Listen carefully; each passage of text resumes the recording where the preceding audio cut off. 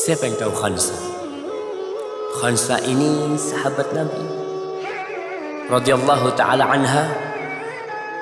Dia penyair. Ibnu Abdul Bar menceritakan bahwasanya telah berijma para alim ulama dengan syair annahu lam takun imra'atun qablaha wala ba'daha asy'ar minha. Enggak ada wanita sebelum dia dan sesudah dia yang lebih penyair daripada Khansa. Ketika dia masih kafir, ketika kakaknya terbunuh, ya masa jahiliyah, orang-orang pada perang pada waktu itu. Ketika kakaknya terbunuh, Khansa ini bersedih dengan kesedihan yang tidak terhingga. Sampai diriwayatkan dia itu membotak rambutnya. Dia itu tawaf, sandal kakaknya itu diikat di kerudungnya. Dari cintanya dia kepada kakak. Akhirnya dia masuk Islam.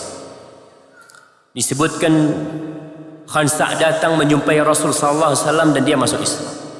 Ketika masuk Islam, mulai dididik oleh Nabi alaihi salatu wasallam. Keimanan ditumbuhkan di dalam hatinya. Bahwa semua yang terjadi sudah menjadi keputusan Sang Pencipta. 50.000 tahun sebelum penciptaan langit dan bumi, semuanya sudah ditakdirkan. Maka ketika perang Qadisiyah kira-kira tahun 17 Hijriah, Khansa memiliki 4 putra. Ada yang mengatakan 3. 4 putranya ini dipersiapkan untuk berjihad di jalan Allah. Dia mengatakan, wahai anak-anakku, kalian berempat adalah anak satu orang. Artinya ibumu gak berzina. Kalian ini adalah anak bapak yang satu, gak berzina ibu kalian. Besok ketika api peperangan mulai berkobar, maka kalian masuklah ke peperangan itu satu persatu. Maka anaknya Khansa masuk satu persatu. Mati yang pertama, yang kedua tewas, yang ketiga terbunuh, yang keempat terbunuh.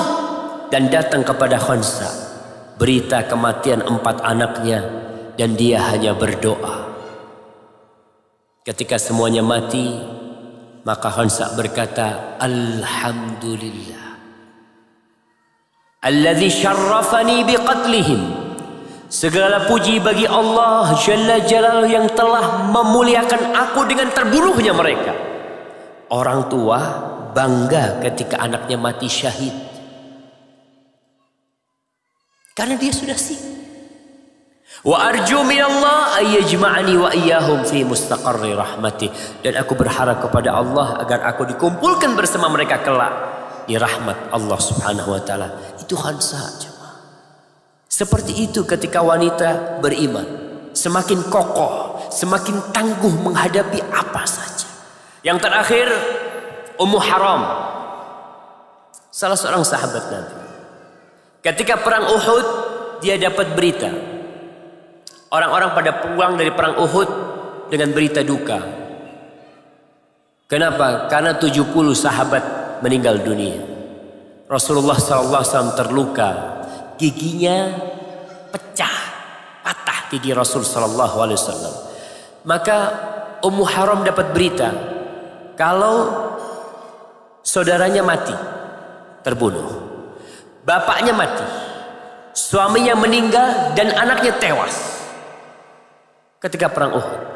Tapi apa kata Ummu Haram? Kaifa Rasulullah sallallahu alaihi wasallam? Bagaimana kondisi Rasulullah sallallahu alaihi wasallam?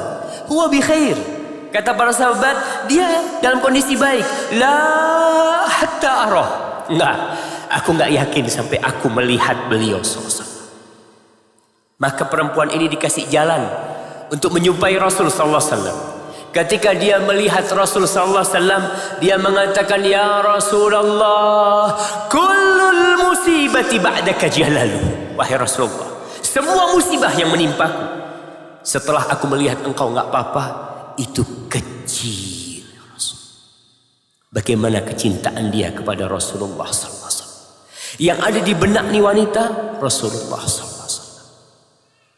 Ma'asyiral ikhwan, khususnya gelas-gelas kaca, al-qawarir, wanita-wanita muslimah, udah waktunya menyingsingkan lengan untuk mempersiapkan diri. Nanti harus menciptakan di rumah anak-anak yang siap untuk berjuang di jalan Allah, untuk menjaga NKRI ini dari tangan-tangan musuh-musuh yang ingin menghancurkan negeri kita, dari pemahaman-pemahaman yang ingin merusak negeri kita. Jangan sampai anak tadi malam lewat jam 12 malam ngeliat tuh anak-anak, ya remaja-remaja di pinggir jalan. Anda bertanya kepada teman yang di mobil, "Bang, mana tuh bapak sama ibunya anak-anak itu?" Anaknya dilepas, entah jadi apa. Dan malam nanti kita akan lihat bagaimana generasi muda negeri kita, mereka tuh yang kelak akan melanjutkan perjuangan, yang minum minuman mungkin, yang berjoget-joget di sana sini, yang esok harinya tidur seharian penuh. Terus mau dibawa kemana negeri kita? Tatkala kaum hawanya hanya melahirkan anak-anak yang hidupnya tidak menentu. Hadza wallahu a'lam bishawab.